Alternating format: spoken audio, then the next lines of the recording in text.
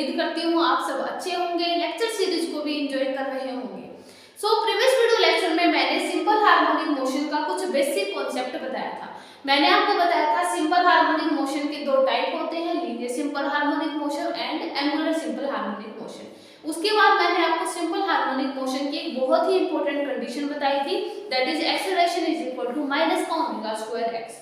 आज के video lecture में हम जो है equation of a simple harmonic motion को प्रूफ करेंगे। ठीक है, सबसे पहले आपको ये चीजें लिखनी होगी। ठीक है, अगर प्रूफ आता है तो सबसे पहले आपको लिखनी पड़ेगी।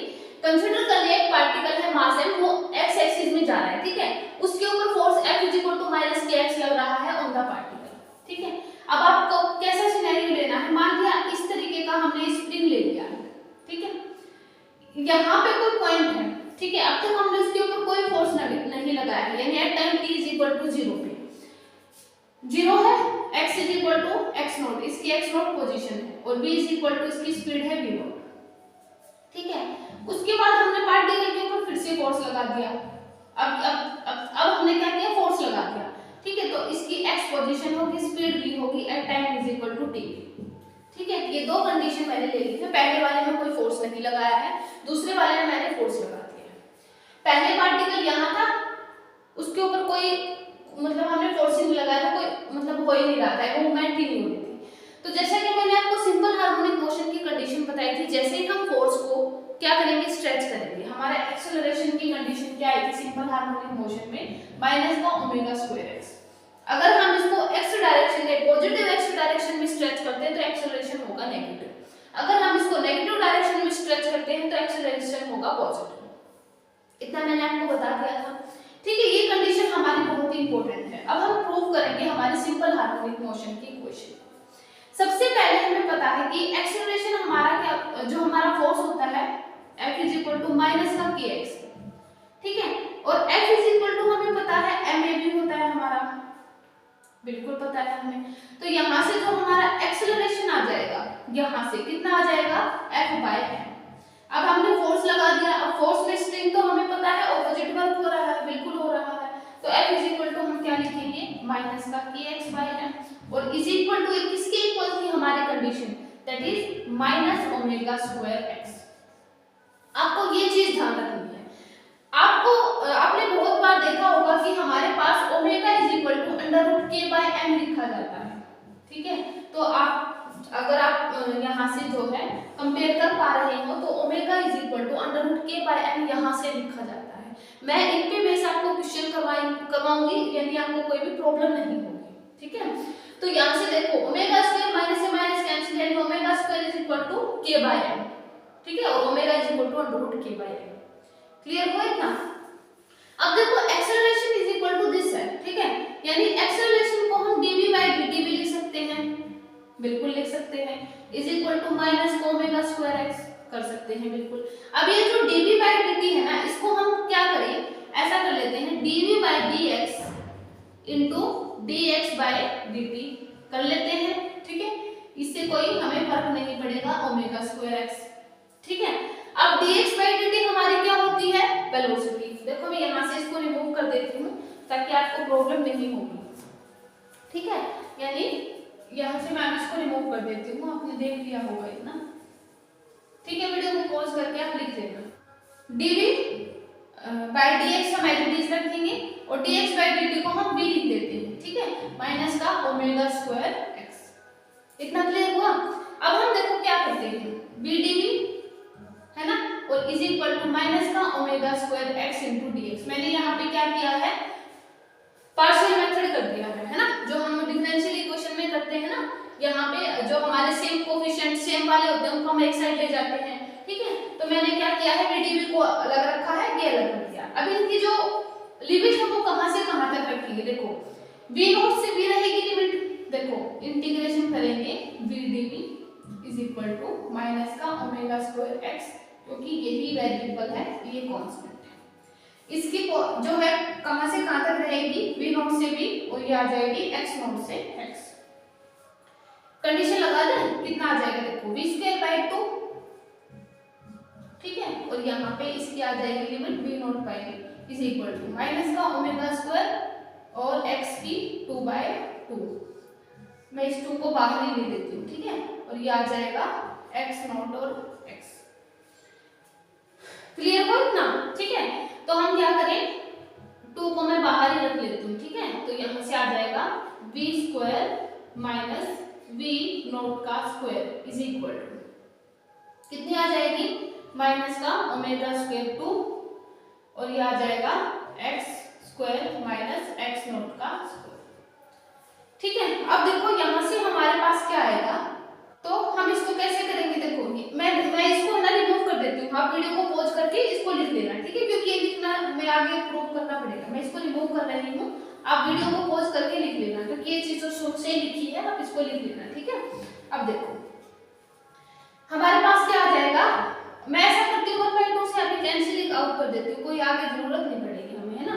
तो v square is equal to क्या बनेगा, देखो माइनस का ओमेगा स्क्वायर x स्क्वायर, ठीक है, और प्लस का ओमेगा स्क्वायर x नॉट का स्क्वायर मल्टीप्लाई में है ना, x नॉट का स्क्वायर और प्लस का आ जाएगा v नॉट का स्क्वायर, मैंने v नॉट का स्क्वायर उधर ले दिया है, ठीक है। अब देखो हम क्या करें, यहाँ से ओमेगा स्क्वायर को हम कांस्टेंट ले लेते हैं, ठीक है। ओमेगा स्क्वायर को जब हम कांस्टेंट लेंगे तो हमारे पास कितना बचेगा, देखो यहाँ से v नॉट का square by 2 by omega square बिल्कुल बचेगा ना, और ये आ जाएगा प्लस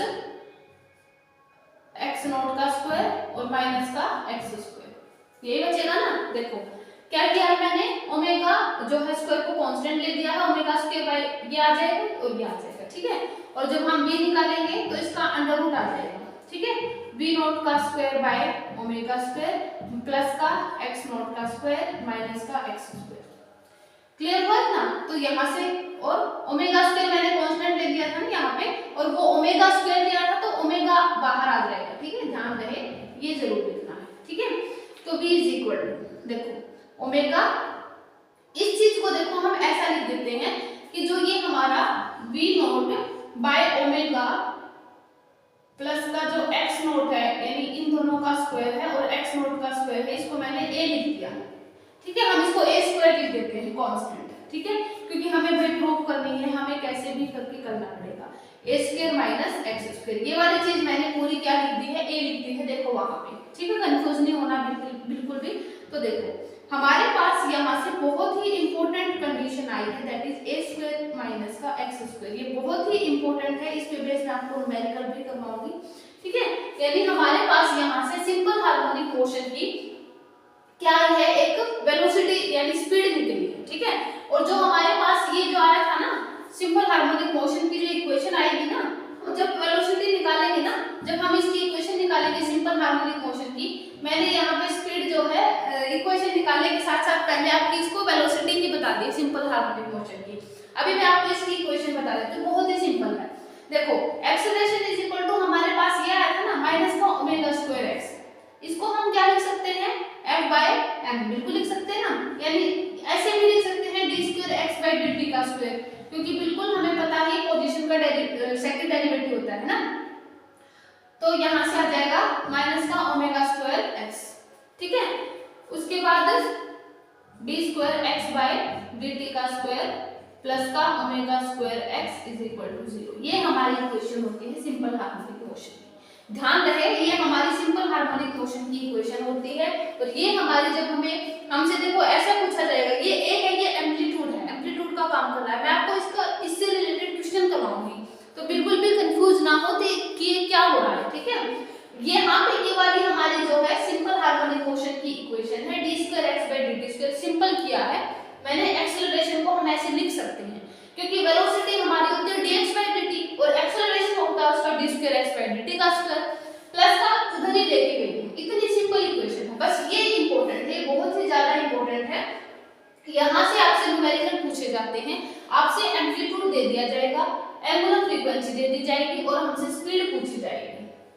क्लियर ना, इनसे रिलेटेड आपको क्वेश्चन करवाऊंगी तो आप कंफ्यूज ना हो। तो ये हमारी बहुत ही इंपॉर्टेंट जो है टर्म है, बहुत ही इंपॉर्टेंट फॉर्मूला है, आप ऐसे समझ सकते हैं, इक्वेशन आएगी, ठीक है। तो आप इसको ध्यान रखना। अब इसी से बेस हम यहाँ पे जो है फेज निकालेंगे सिंपल हार्मोनिक मोशन का, ठीक है। मैं इसको रिमूव कर रही हूँ, आप वीडियो को पॉज करके इसको लिख लेना, ठीक है, इतना आपको ध्यान कर रही हूँ। अभी हमें इसमें फेज निकालना है। देखो मैं आपको फेज बताऊंगी कैसे निकालेंगे हम इसमें फेज। अभी हमारा देखो फेज निकल के आएगा। देखो फेज हो गया सिंपल हार्मोनिक मोशन। फेज देखो v is equal to omega into under root a square minus x square आया था, बिल्कुल आया था। v को हम क्या लिख सकते हैं, dx बाई dt लिख सकते हैं, बिल्कुल लिख सकते हैं। ये ओमेगा है under root a square minus x square, ठीक है। अब हम क्या करेंगे, वही पास जो हम डेरिवेशन उसमें करते हैं ना डिफरेंशियल इक्वेशन में, वही वैसे ही करेंगे हम कि dx by under root a square minus x square is equal to omega into dt, ठीक है। अब हम इसमें कंडीशन लगा देते हैं, ये 0 से t थी, ठीक है।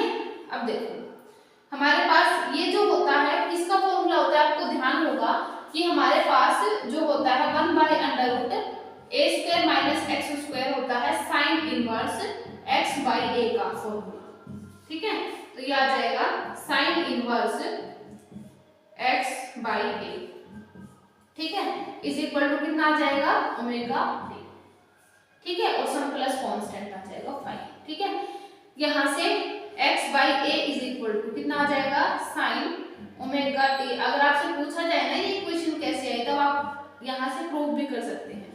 तो पोजीशन आ जाएगी x is equal to a sine omega t plus का 5, where 5 is the phase constant. ये बहुत ही इंपॉर्टेंट है। देखो x is equal to a sine omega t plus का 5, ठीक है। यहां से देखो इसी इक्वेशन से हमारे पास क्या आ गया है, फेज आ गया। सिर्फ हमने स्पीड को जो वेलोसिटी है उसको हम dx बाई dt लिख सकते हैं। जो डिफरेंशियल इक्वेशन में हम जो करते थे सेम वाले एक उसके नीचे कर देते थे, तो उसी तरीके से मैंने वो वाला फॉर्मूला किया है dx by root a square minus x square sine inverse का फॉर्मूला होता है, और यहां से हमारा फेज डिफरेंस आ गया, सॉरी पोजीशन आ गई। Position is equal to x is equal to a sine omega t plus का 5, where 5 is the phase difference, ठीक है। फेज डिफरेंस, आपको फेज डिफरेंस तो पता होगा ना क्या होता है। एक मान लिया हमारा पॉइंट जो हम ऐसा मान लेते हैं हमारा पार्टिकल यहाँ पे है, कुछ टाइम बाद वो यहाँ पे हो गया, तो ये वाला हमारा क्या हो गया फेज डिफरेंस, ठीक है। अब देखो अब हमारा क्या है, ये हमारी पोजीशन आ गई, ठीक है। अब हम इसमें देखो टाइम पीरियड निकालेंगे, ठीक है। ये हमारी क्वेश्चन सेट आ गई, पहले वाली आपकी क्या थी, ये वाली, ठीक है, ये बहुत ही इंपॉर्टेंट है, ठीक है। ये हमारी सेकंड इक्वेशन आ गई। अब हम इसी में हमारा निकालते हैं टाइम पीरियड, जो कि बहुत ही इंपॉर्टेंट है, ठीक है। टाइम पीरियड हमें पता है कंप्लीट रिवॉल्यूशन को कंप्लीट करने में, मतलब एक कंप्लीट साइकिल को कंप्लीट करने में जितना टाइम लगता है वो हमारा टाइम पीरियड होता है, आपको पता होगा, ठीक है, कंप्लीट रिवॉल्यूशन में। अब देखो टाइम पीरियड हमारा क्या होता है, टाइम पीरियड, टाइम पीरियड होता है हमारा 2 pi by omega, omega is equal to 2 pi by T, और T is equal to 2 pi by omega, where omega is the frequency. यहाँ से आप फ्रीक्वेंसी भी निकाल सकते हैं, क्योंकि फ्रीक्वेंसी हमारी होती है, frequency is the 1 by T, ठीक है। तो डेफिनेटली हमारी कितनी आ जाएगी 2 पाई बाय टी, ठीक है, ये हमारी फ्रीक्वेंसी है। क्लियर हुआ इतना, तो ये बहुत ही ज्यादा इंपॉर्टेंट है। तो 2 पाई बाय ओमेगा हमारा कितना आ जाएगा, that is 2 pi by omega हमारा टाइम पीरियड, और फ्रीक्वेंसी हमारी आ जाएगी 2 पाई बाय। इतना क्लियर हुआ। इनसे रिलेटेड मैं आपको न्यूमेरिकल बताऊंगी। ये हमारा हो गया टाइम पीरियड एंड फ्रीक्वेंसी, ठीक है। अब हमारा जो फेज डिफरेंस आया था ना, जो हमारे पास इक्वेशन आई थी, कौन सी इक्वेशन आई थी, देखो x is equal to a sine omega t plus का 5, इसी से रिलेटेड हमारे पास कुछ टर्म है। अब देखो हमारे पास जो वाइब्रेटिंग पार्टिकल होंगे ना, उनको हम सेम जो है फेज में कब बोलेंगे, अगर हमारा फेज डिफरेंस क्या हो, इवन मल्टीपल हो, ठीक है। तो हम यहाँ पे लिखेंगे the vibrating particle are said to be in phase when phase difference is even multiple, phase difference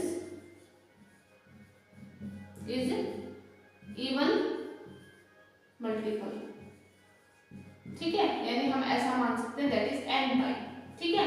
अगर हमारा n पाई में फेज डिफरेंस आता है तो उस केस में हमारा वाइब्रेटिंग पार्टिकल को हम क्या बोलेंगे कि वो सेम फेज में है, to be in same phase, to be in same phase, ठीक है। तो सेम फेज में कब बोलेंगे, अगर वो इवन मल्टीपल है। अगर वो ओड मल्टीपल में आता है, ओड मल्टीपल में, तो हम उनको बोलेंगे कि हमारा जो पार्टिकल होंगे वो क्या है, ऑपोजिट फेज में है, 2n + 1 × पाई, ठीक है। ये सारी चीजें आपको है न्यूमेरिकल के थ्रू पता लगेंगी। मैं आपको जब न्यूमेरिकल करवाऊंगी ना तो वहां से आपको क्लियर होगी, आप बिल्कुल भी कंफ्यूज ना हो कि ये कैसे दे दी गई है। मैं आपको बताऊंगी यहाँ पे इवन और ओड जो मल्टीपल है इनका क्या जो है मतलब है, ठीक है। तो ओड मल्टीपल का मतलब दो वाइब्रेटिंग पार्टिकल जब होंगे तो उनका फेज अलग अलग होगा, ठीक है, वो अलग अलग में जाएंगे, ये ऐसे जाएगा, ये ऐसे जाएगा। तो इस तरीके से पार्टिकल को हम जो है कंसीडर कर सकते हैं कि हमारा पार्टिकल सेम फेज में नहीं है। अगर मान लिया कि हमारे पास n की वैल्यू कितनी है, 4 मान ली हमने, तो 4 हम लेंगे तो यहाँ पे 7 पाई आ जाएगा। तो 7 पाई आते ही ओड मल्टीपल आते ही हमें पता चल जाएगा हमारे पार्टिकल फेज में नहीं है, ठीक है। और यहाँ पे मान लिया हम जो है 2 ले लेंगे, 4 ले लेंगे, ठीक है, इस तरीके से। तो उस केस में हमें पता चल जाएगा कि हमारे पार्टिकल जो है फेज में है, दोनों ही वाइब्रेटिंग पार्टिकल।